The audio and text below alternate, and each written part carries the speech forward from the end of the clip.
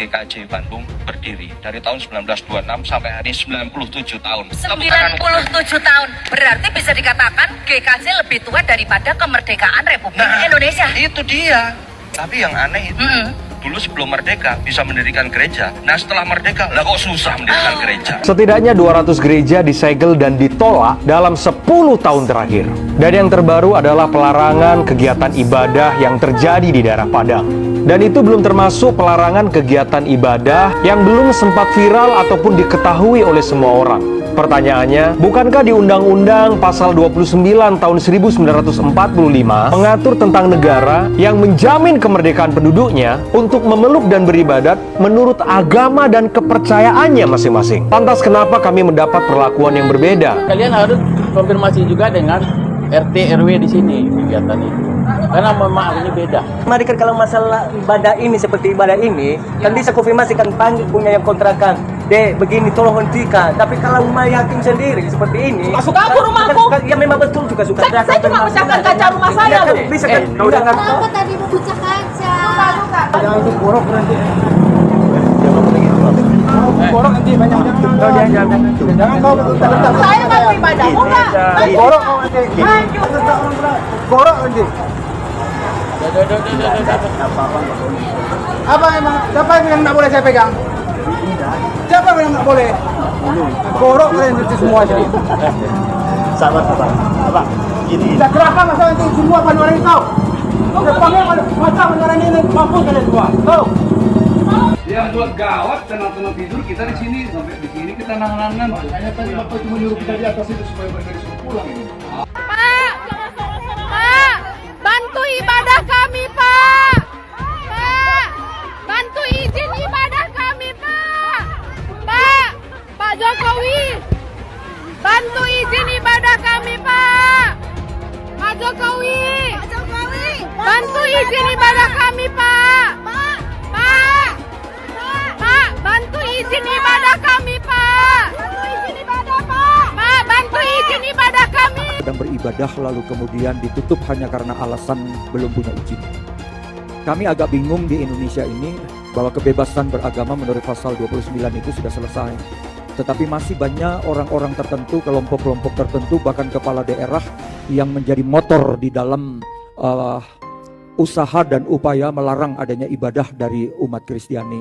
Bahwa kegiatan-kegiatan ibadah yang dijamin oleh konstitusi dan undang-undang dasar sepertinya belum bisa diimplementasikan dengan baik. Tetapi kalau sampai hari ini kemudian betapa susahnya kami harus beribadah. Saya masih menanti pemimpin di negeri ini yang bisa menjamin bahwa toleransi di dalam kebangsaan itu benar-benar bukan merupakan wacana, tetapi dia merupakan sebuah bagian dari perjuangan yang harus kita jaga bersama-sama. Kita nggak mau kok, kita hanya mau beribadah di sini. Kita cuma mau berdoa kepada Tuhan kita kok. Kita nggak minta apa-apa. Kita keluarga negara Indonesia punya hak yang sama. Tapi kami mohon untuk sekali ini kita ikuti dulu, kasih kesempatan sama pemerintah.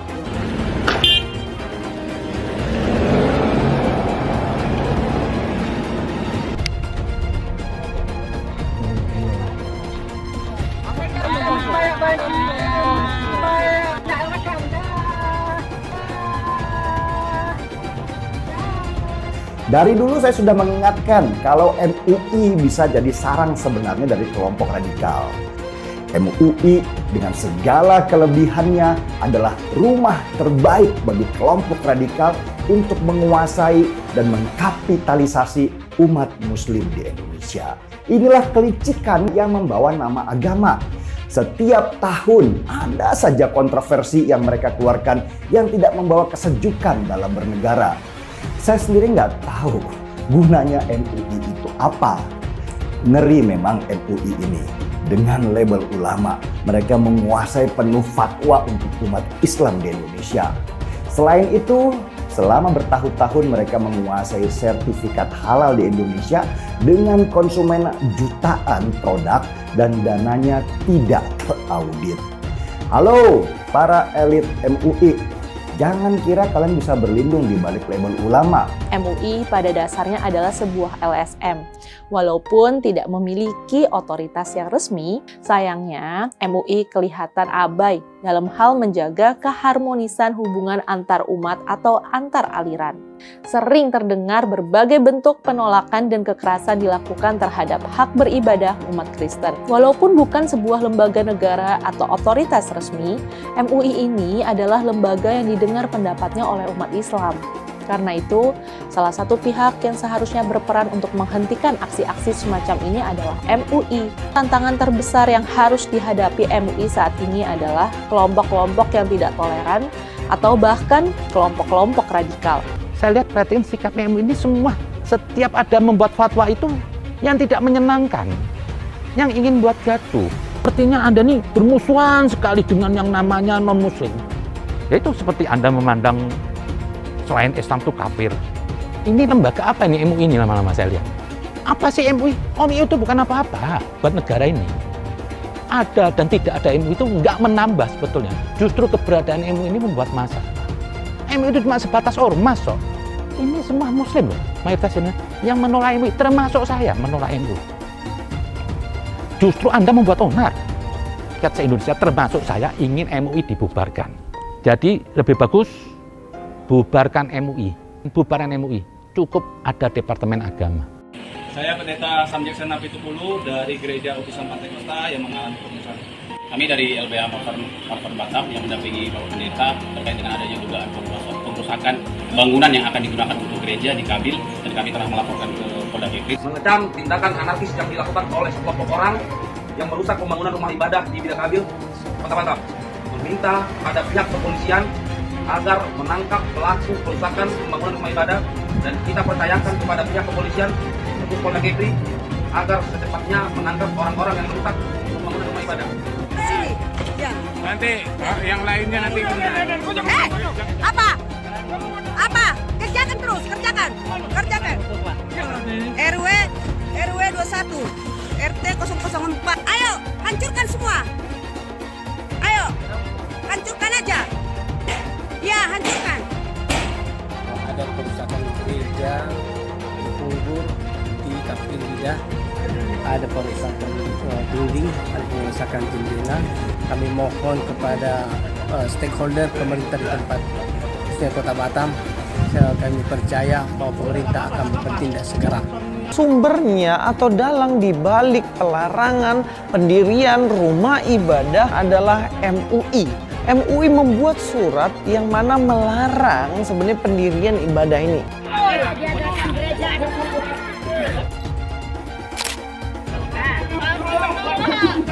Tak boleh, nggak ada orang gereja di sini. Tak boleh. Oh, tak boleh. Bukan tempat orang tahu gereja di sini. Kami nggak mengizinkan di Gudpak Gudangan ini ada sarana ibadah. Itu aja, Pak. Itu aja.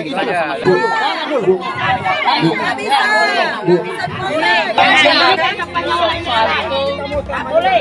Soal itu bukan urusan saya karena nanti saya urusan kepolisian.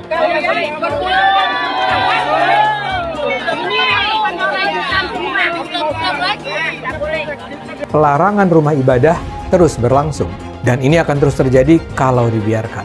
Mereka percaya menolak atau menghancurkan gereja adalah langkah yang bukan hanya diridhoi, tapi bahkan juga diwajibkan oleh Allah. Karena mereka percaya dengan ayat-ayat Al-Quran yang menurut mereka memerintahkan umat Islam untuk memerangi kaum kafir. Ayat-ayat memerangi kaum kafir itu memang ada dalam Al-Quran, tapi makna kafir di sana tidak pernah berarti semua orang non-muslim. Karena itu sungguh mengherankan bahwa MUI merasa tidak perlu bersikap soal pelarangan gereja ini. Pendiaman ini menyebabkan serangan terhadap umat Kristen terus berlangsung. Bila MUI terus membiarkan kejahatan ini terus terjadi, nama Islam akan terjerumus ke dalam lembah kehinaan. Bahkan lebih dari itu, bila MUI bungkam, MUI sebenarnya sedang membiarkan para pelaku penyerangan dan perusakan itu berada di jalan yang sesat. Akibatnya Islam nampak sebagai sebuah agama yang penuh kebencian, permusuhan, dan sama sekali tidak bisa disebut sebagai agama damai. MUI harus menyerukan dihentikannya pelarangan gereja. MUI harus menyerukan umat Islam untuk menganggap umat Kristen sebagai saudara. Asalnya gedung ini tidak digunakan lagi untuk kegiatan ibadah. Ini yang mencoreng Kota Bidai.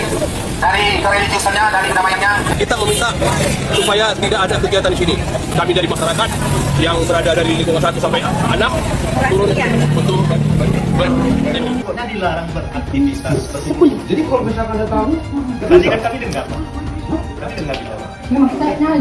Kami cuma berdoa, kami berdoa aja, cuma 12 orang. Iya, cuma kan izinnya itu. Sabar. Diri Tuhan. Udah, mau ibadah, Pak. Mau ibadah dulu, Pak.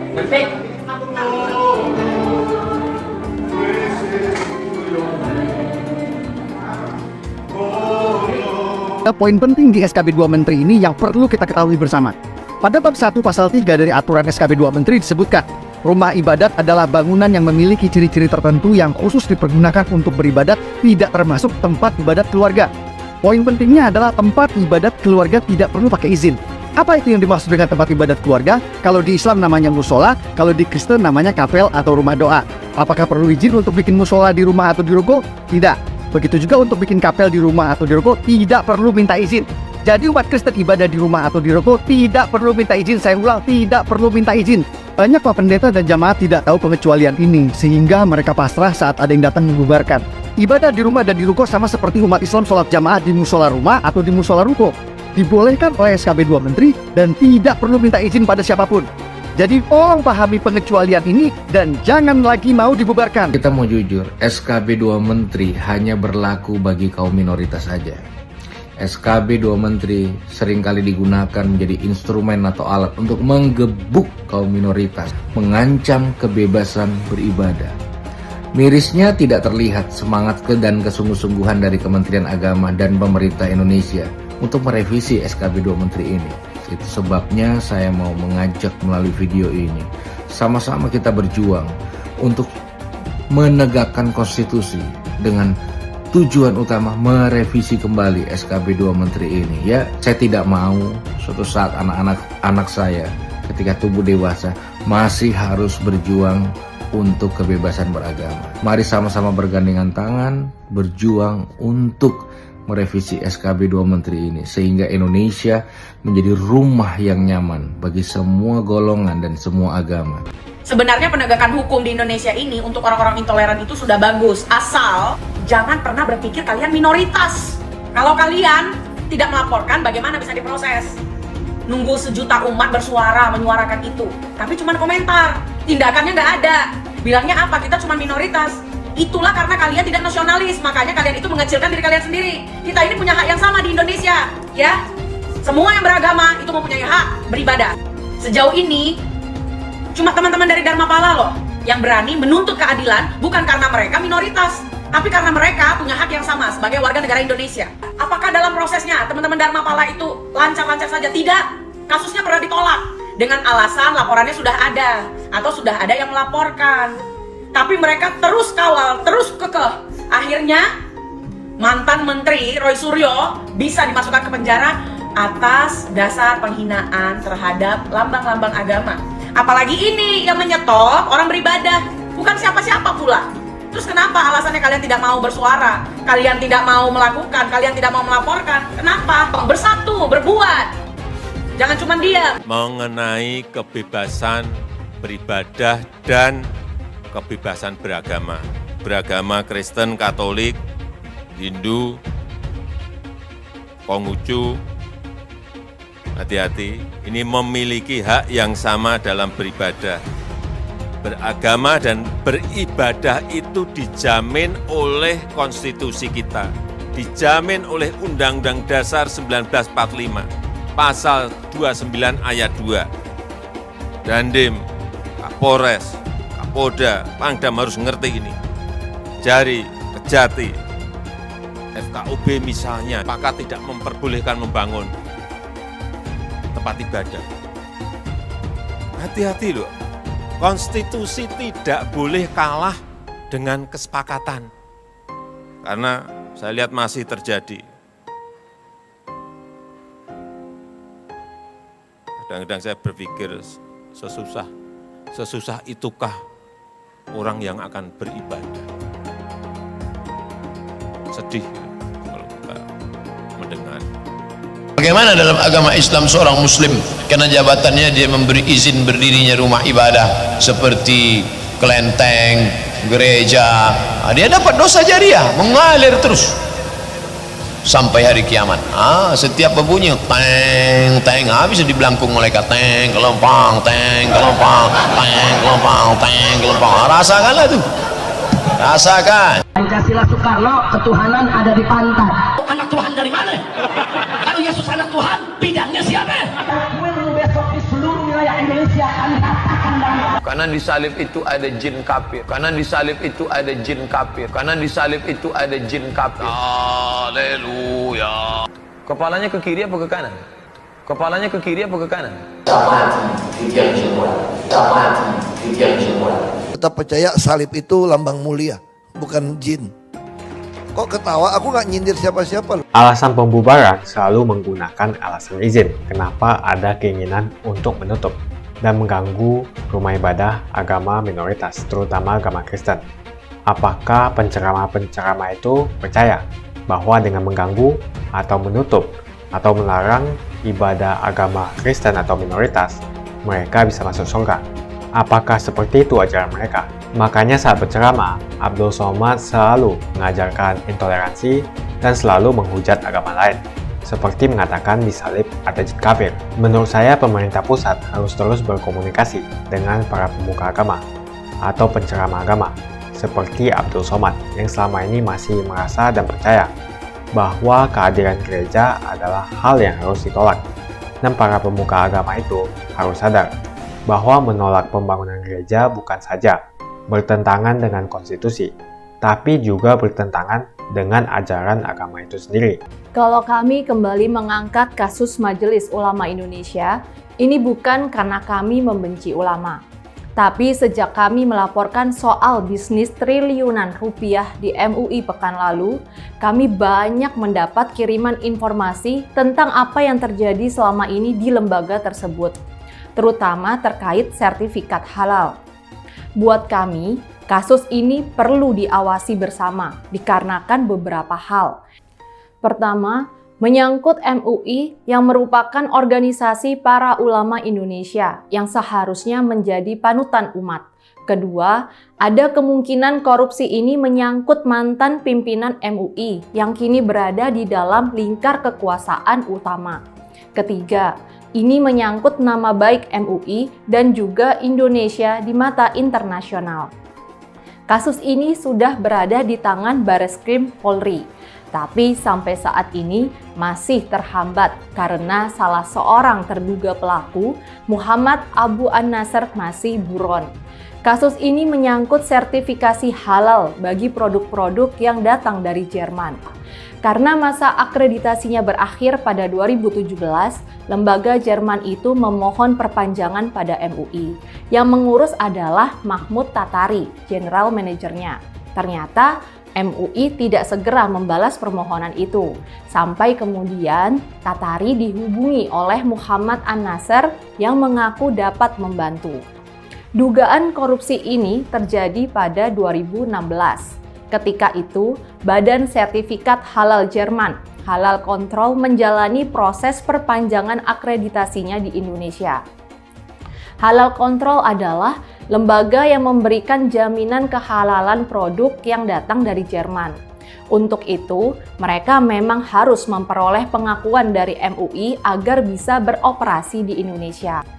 Menurut penjelasan Tatari, dalam pertemuan itulah Lukmanul menjelaskan bahwa itu memang merupakan prosedur resmi MUI. Dia meminta agar uang 775 juta rupiah itu segera dibayarkan.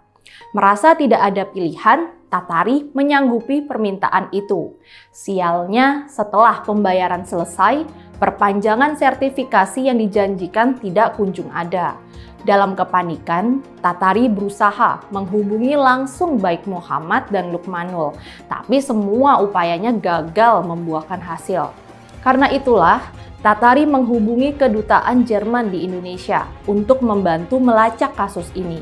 Muhammad meminta Tatari membayar 50.000 euro atau setara dengan sekitar 775 juta rupiah untuk memperoleh perpanjangan akreditasi. Tatari semula tidak begitu saja percaya. Dia meminta bisa dipertemukan langsung dengan pejabat MUI. Permintaan itu dipenuhi Muhammad. Tatari datang ke Jakarta pada 26 Juni 2016 dan bertemu dengan pimpinan LPPOM MUI Lukmanul Hakim. Kasus ini semula nampak akan mengendap begitu saja, namun ada sejumlah perkembangan penting.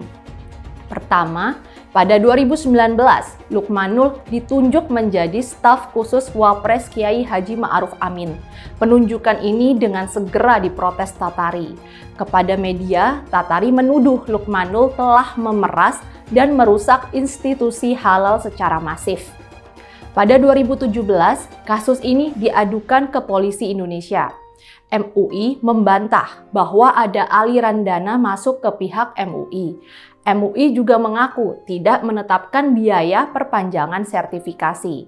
MUI saat itu menuduh ini semua adalah penipuan yang dilakukan Muhammad. Muhammad sendiri yang kemudian menghilang. Anehnya, ketika itu MUI tidak menampilkan Lukmanul untuk memberi penjelasan walau dia adalah jelas-jelas petinggi MUI. Seperti dikatakan di awal, bagi kami, skandal korupsi ini adalah persoalan serius. Mungkin ini bukan kasus satu-satunya. Kami sebelum ini sudah mengungkapkan laporan Tempo soal dana yang mengalir ke MUI dalam kasus dugaan korupsi sertifikasi halal untuk produk daging dari Australia. Kami juga memperoleh informasi lain tentang praktek serupa dalam pengurusan sertifikasi halal dari negara-negara lain. Apa yang terungkap ini barangkali cuma seperti puncak gunung es. Kasus-kasus lainnya mungkin jauh lebih banyak. Halal Control akhirnya memperoleh perpanjangan sertifikasi pada akhir 2019. Ini terjadi setelah BPJPH, Badan Penyelenggara Jaminan Produk Halal, mulai berperan untuk mengambil alih peran pemberian sertifikasi halal yang semula dimonopoli oleh MUI. BPJPH bahkan menandatangani perjanjian kerjasama dengan pemerintah Jerman dalam hal sertifikasi halal.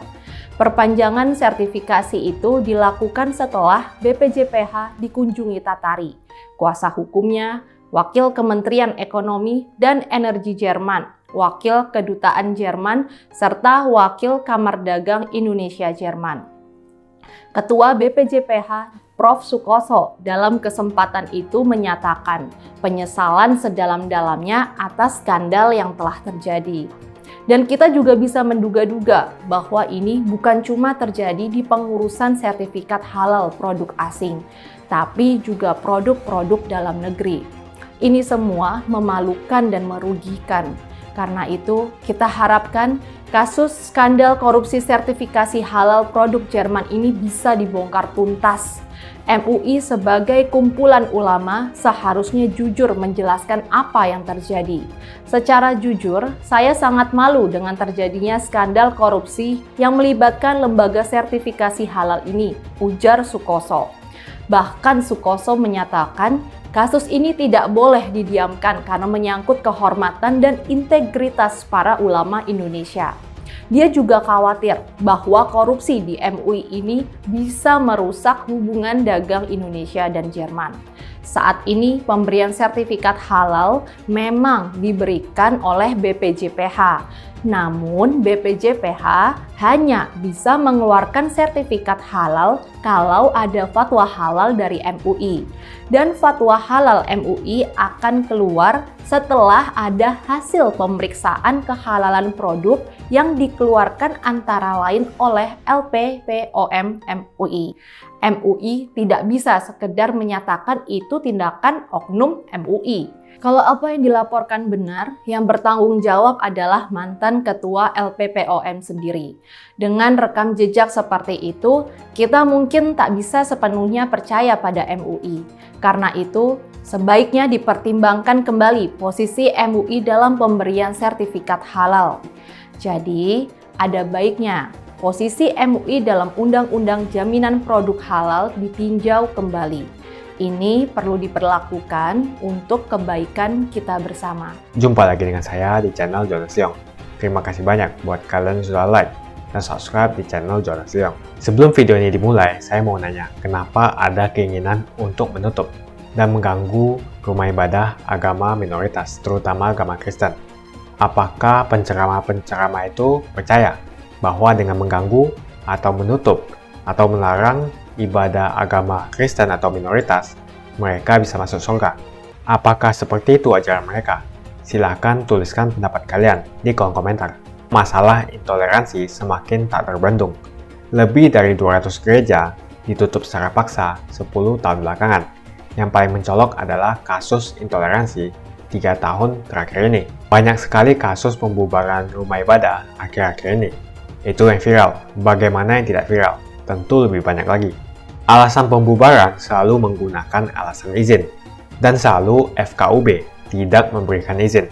Jika tidak perlu lagi rekomendasi daripada FKUB, maka ini akan membantu umat minoritas. Sebetulnya tidak usah memakai alasan izin karena puluhan ribu musola di Jawa Barat dibangun tanpa menggunakan izin. Itu di Jawa Barat saja, gimana di seluruh Indonesia? Mungkin ada ratusan ribu hingga jutaan masjid di Indonesia yang tidak mempunyai izin. Jadi jelas kalau kita membandingkan masalah izin, terjadi ketidakadilan. Seperti yang kita ketahui, banyak sekali musola tidak mempunyai izin. Umat mayoritas bisa membangun rumah ibadah tanpa menggunakan izin. Adapun SKB 2 Menteri, bab 1 pasal 3, orang Kristen yang mau bikin rumah-rumah doa di rumah atau di ruko, sebetulnya tidak perlu meminta izin.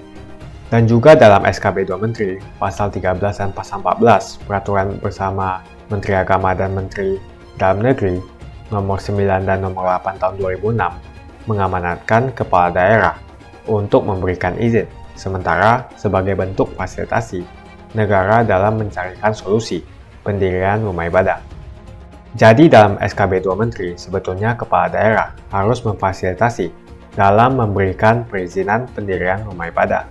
Akan tetapi dua pasal ini dianggap tidak ada oleh ormas-ormas preman berjubah agama itu. Yang dipermasalahkan oleh ormas preman berjubah agama itu selalu rekomendasi FKUB yang ada di SKB 2 Menteri. Semoga rekomendasi FKUB yang ada di SKB 2 Menteri bisa dihilangkan. Menurut saya selama SKB 2 Menteri tentang rekomendasi FKUB tidak direvisi, maka masalah-masalah penolakan rumah ibadah agama lain di tempat-tempat lain di seluruh Indonesia akan terus terjadi. Konstitusi jelas memberikan jaminan perlindungan negara kepada orang untuk beragama dan melaksanakan ibadah sesuai dengan kepercayaan dan agamanya, maka tidak boleh tunduk pada kesepakatan. Bunyi pasal 29 ayat 2 Undang-Undang 1945, negara menjamin kemerdekaan tiap-tiap penduduk untuk memeluk agamanya masing-masing dan untuk beribadah menurut agama dan kepercayaannya itu. Mulai saat ini jangan diam bila rumah ibadahmu dibubarkan. Kita sudah punya undang-undang yang melindungi. Bukan hanya itu, SKB 2 Menteri juga sebetulnya melindungi umat minoritas. Jadi ayo bantu sebarkan video ini supaya semakin banyak yang mengetahui tentang hal ini. Menurut saya pemerintah pusat harus terus berkomunikasi dengan para pemuka agama atau penceramah agama seperti Abdul Somad yang selama ini masih merasa dan percaya bahwa kehadiran gereja adalah hal yang harus ditolak. Dan para pemuka agama itu harus sadar bahwa menolak pembangunan gereja bukan saja bertentangan dengan konstitusi, tapi juga bertentangan dengan ajaran agama itu sendiri dan juga akhlak. Jadi menurut kalian, kenapa ada keinginan untuk menutup atau mengganggu rumah ibadah agama minoritas? Apa alasannya? Apakah mereka percaya bahwa menutup atau mengganggu rumah ibadah agama minoritas, terutama agama Kristen, mereka bisa masuk surga? Tuliskan menurut kalian apa alasannya, dan kita akan bahas di video selanjutnya. Jika kalian suka dengan pembahasan saya tentang perizinan rumah ibadah dan tentang penceramah seperti Abdul Somad, pastikan Anda semua menekan like di video ini. Dan bagikan video ini ke teman dan family Anda supaya mereka semua mengetahui informasi ini. Tekan tombol subscribe dan bunyikan lonceng notifikasi supaya kamu tidak ketinggalan info dari channel Jonas Leong.